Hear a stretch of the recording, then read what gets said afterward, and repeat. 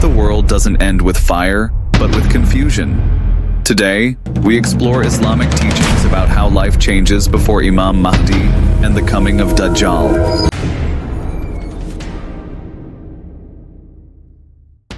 According to Islamic teachings, the time before the great trials of the end days is not described as a sudden explosion of chaos, but as a slow and painful collapse of values, trust, and balance in human life. The Prophet Muhammad, peace be upon him, warned that a time would come when confusion would spread, truth would feel heavy, and falsehood would feel light. People would wake up unsure of what they believe and go to sleep even more confused.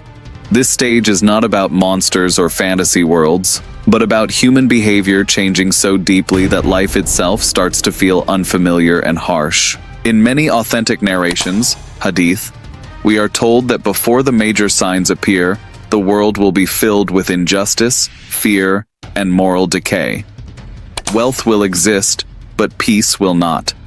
Technology will advance, but wisdom will decrease. People will be connected to the world, yet disconnected from their families, their neighbors, and even their own hearts. This is why some people compare this future to a Mad Max-like world, not because of the visuals, but because survival becomes the main focus, and compassion slowly fades away. One of the clearest warnings given by the Prophet, peace be upon him, is about the loss of trust. He said a time would come when honesty would be rare, and betrayal would be common. People would no longer feel safe with each other. Business deals would be filled with lies. Relationships would be built on benefit, not loyalty. Even family ties would weaken. When trust disappears, society does not collapse in one day, but slowly rots from the inside. This is often how chaos truly begins. Islamic scholars explain that before the great trials, people will become obsessed with material success. Money, status, and power will define a person's value. Those who have more will be respected, even if they are unjust, and those who have less will be ignored, even if they are righteous. The Prophet, peace be upon him, warned that leadership would be given to those who are unfit, and when unqualified people control systems, suffering becomes normal for the weak. This creates a world where people feel abandoned, angry, and desperate. Another major sign discussed in Hadith is the increase in violence and meaningless killing. The Prophet, peace be upon him, said a time would come when the killer would not know why he killed, and the one killed would not know why he was killed. Scholars explain that this does not only mean physical killing, but also the killing of dignity, hope, and mercy. When life becomes cheap, fear spreads everywhere. People begin to protect only themselves. This mindset slowly turns communities into survival zones rather than places of cooperation. Food shortages, economic pressure, and unequal distribution of resources are also mentioned by scholars when explaining the conditions of the end times. Islam teaches that Allah places barakah, blessing, in things when justice exists. When injustice becomes widespread, even abundance feels like scarcity. People may see full stores and advanced systems, yet still feel constant anxiety about tomorrow. This fear pushes people towards selfish decisions, hoarding, and aggression, which further damages society. The Prophet, peace be upon him, also warned about confusion in belief. Right will look wrong, and wrong will look right. People will mock faith and shame modesty. Values that once protected society will be called outdated. In such an environment, holding on to faith feels difficult, not because Islam is weak, but because distractions are strong. Scholars say this stage is one of the most dangerous, because people stop asking what is true and start asking what is popular. This is the foundation of the world before the great trials. Not a sudden apocalypse, but a slow transformation of human priorities. A world where comfort is valued more than character, where entertainment replaces reflection, and where people are constantly busy but spiritually empty. This is why Islam does not teach us to panic, but to prepare. Preparation does not mean weapons or isolation. It means strengthening faith, learning knowledge, controlling desires, and staying connected to Allah and good people. The purpose of learning about these signs is not fear, but awareness. The Prophet, peace be upon him, shared these warnings as mercy, so believers would recognize the path before they are forced to walk it blindly. The darkness of the end times does not mean Allah has abandoned the world. It means humanity has drifted away, and reminders are needed more than ever. In the next chapter, we will explore how daily life begins to feel lawless and unstable, and why people start comparing it to a survival world, not through movies, but through real human behavior and choices. Before we continue, remember that this discussion is for education and reflection only. It is based on Islamic sources and scholarly understanding, not predictions or fear-based storytelling. As the conditions described in the previous chapter deepen, daily life slowly begins to change in ways people do not immediately notice. Society does not collapse overnight. Instead, rules start to lose meaning, and morality becomes flexible depending on personal benefit. Islamic scholars explain that this is the stage where people no longer ask, "Is this right or wrong?" but instead ask, "Will this help me survive?" When survival becomes the main goal, values become negotiable, and this is when life begins to resemble a harsh, lawless world. The Prophet Muhammad, peace be upon him, warned that a time would come when patience would be extremely difficult, and holding on to faith would feel like holding burning coal. Scholars explain that this does not mean believers disappear, but that pressure increases from every direction. People feel squeezed by financial stress, social expectations, fear of the future, and constant comparison. In such an environment, even good people are tempted to cut corners, ignore others' pain, or stay silent in the face of injustice just to protect themselves. One of the biggest changes in this phase is the weakening of law and justice. Laws may still exist on paper, but their spirit fades. Justice becomes selective. The powerful find ways around consequences, while the weak carry the burden. Islam places great importance on justice, and when justice is delayed or denied, frustration grows. This frustration often turns into anger, crime, and rebellion. People stop trusting systems and begin relying only on themselves or small groups they feel loyal to. The Prophet, peace be upon him, also spoke about a time when neighbors would no longer feel like neighbors. Scholars interpret this as the collapse of community bonds. People live close to one another, yet feel distant.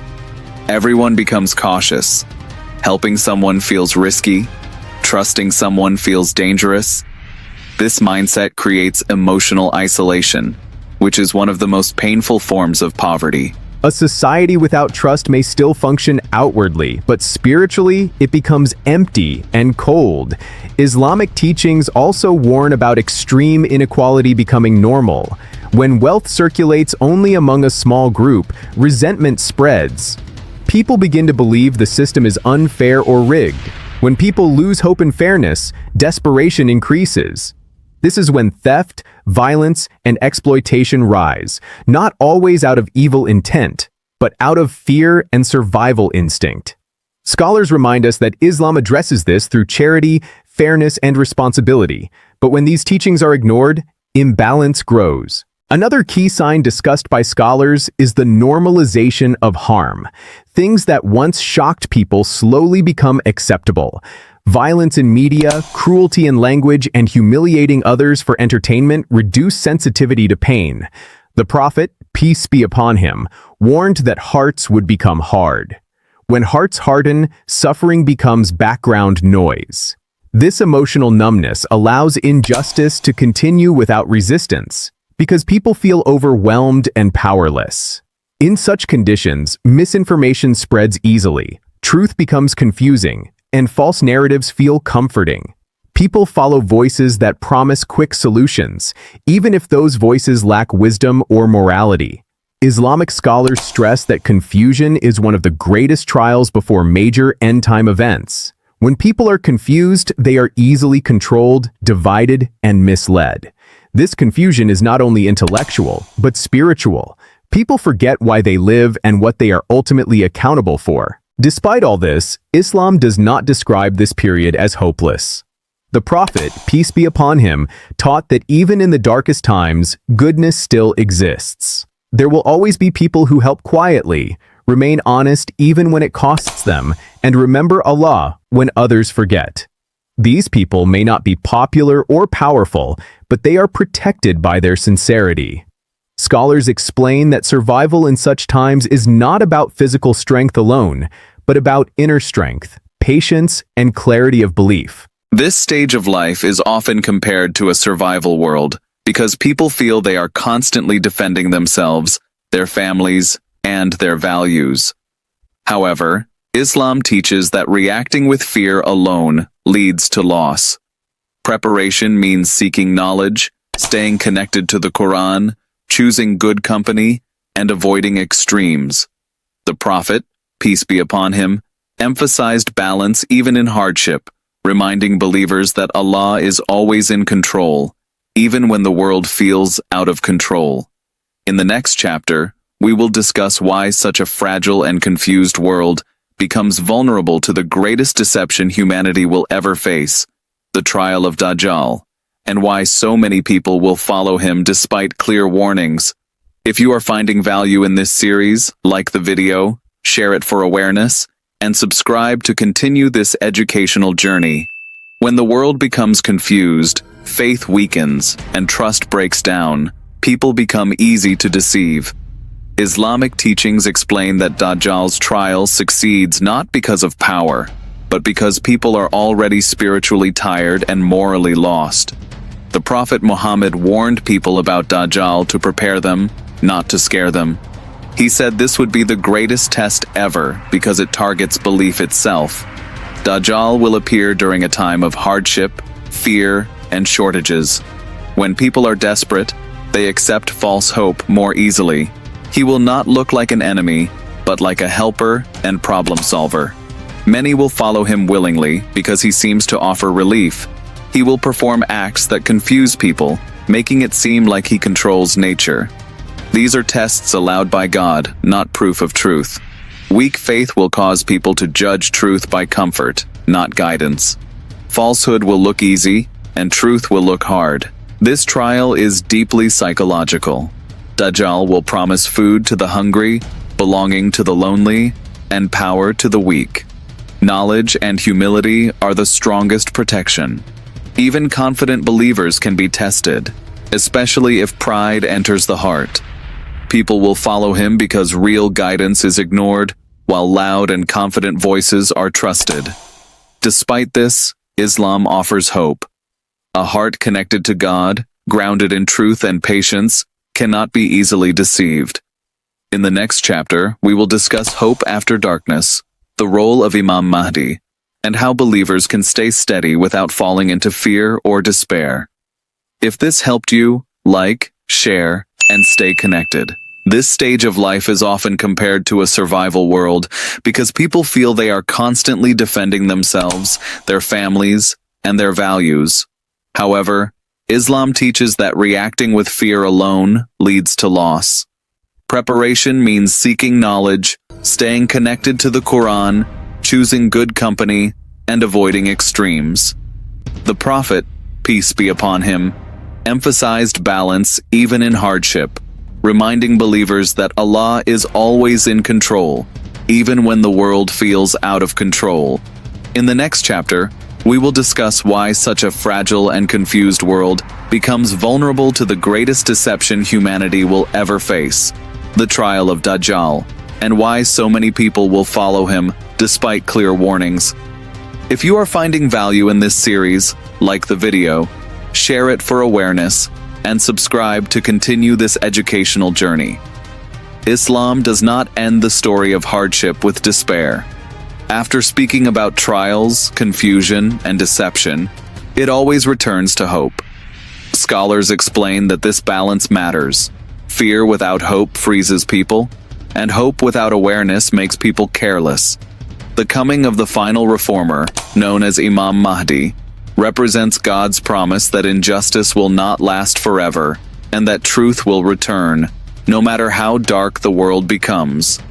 Islamic teachings explain that he will appear at a time when oppression is widespread and people are exhausted by unfairness.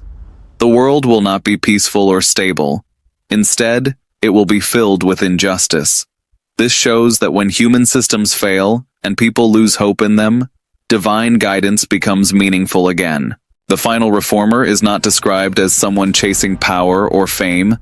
His strength comes from justice, humility, and following the original moral teachings of Islam.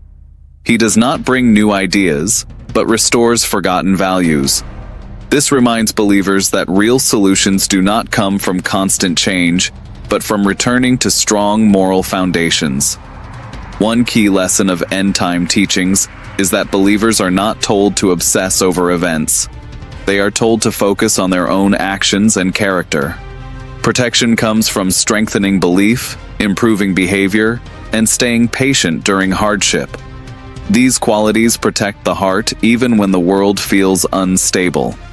Islam also teaches that small good deeds matter greatly during times of chaos.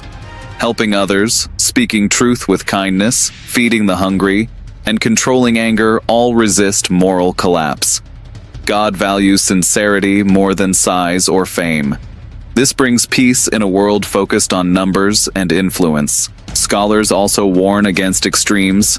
In fearful times, people either panic or deny reality. Islam teaches balance. Stay aware but calm, informed but grounded, hopeful but careful. Steady belief and consistent good actions help people remain stable when life feels uncertain. The mention of the final reformer reminds believers that justice is not their burden alone. People must act rightly, but outcomes belong to God. This understanding protects the heart from despair when injustice seems to win for a time. Patience is not weakness, but controlled strength rooted in trust. Islam does not teach isolation during difficult times, but purposeful living. Families should be protected, communities strengthened, and faith practiced wisely. These actions help believers live with dignity even during confusion and fear. The message of the end times is not meant to scare, but to awaken. Darkness and light both grow through choices made over time. The coming of the final reformer is a reminder that even at humanity's lowest point, mercy still arrives. This concludes our educational series. If this helped your understanding, support the message by liking, sharing, and subscribing for more educational content. This stage of life is often compared to a survival world because people feel they are constantly defending themselves, their families, and their values. However, Islam teaches that reacting with fear alone leads to loss. Preparation means seeking knowledge, staying connected to the Quran, choosing good company, and avoiding extremes. The Prophet, peace be upon him, emphasized balance even in hardship, reminding believers that Allah is always in control, even when the world feels out of control.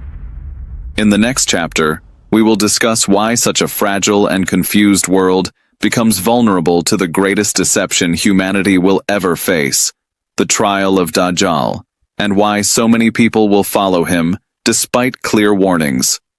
If you are finding value in this series, like the video, share it for awareness, and subscribe to continue this educational journey.